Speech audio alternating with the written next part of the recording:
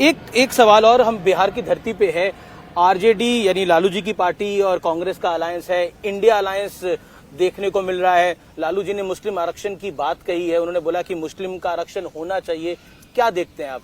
उन्होंने आरक्षण होना चाहिए इतना ही कहा नहीं, उन्होंने ये कहा है पूरा का पूरा जी, मतलब SC ST OBC उनको जो आरक्षण है वो अब मुसलमानों को देना चाहिए।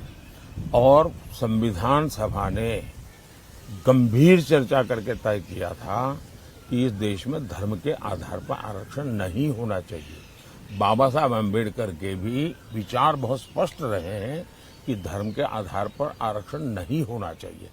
पंडित नेहरू भी इसी विचार के थे, लेकिन उसके बावजूद भी राजनीति और सत्ता की भूख ने इनको इतना नीचे गिरा दिया है कि वो देश को फिर से एक बार धर्म के आधार पर बांटने के रास्ते खोज रहे हैं, बांटने के तरीके खोज रहे हैं जी। और उसमें धर्म के आधार पर आरक्षण है।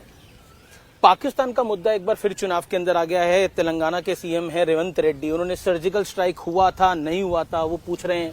कांग्रेस पार्टी एक ऐसी पार्टी है जिसको देश की सेना के प्रति नफरत का भाव पड़ा हुआ है और इसलिए देश के सेना नायक को उन्होंने एक बार जी, गली का गुंडा कहा था।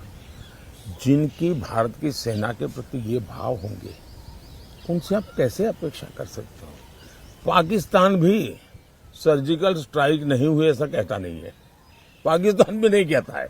हाल ही में पाकिस्तान ने तो राहुल गांधी की तारीफ करी थी, पाकिस्तान के एक नेता ने। लेकिन कांग्रेस पाकिस्तान में जी, सदन में उनके नेताओं ने भाषण किया है जी, कि भाई ये जिस प्रकार से सर्जिकल स्ट्राइक करके जाते हैं, एयर स्ट्राइक करके जाते हैं और हम हाथ से हाथ जोड़ करके बैठे रहते हैं, ये उनके भाषण है वहां के।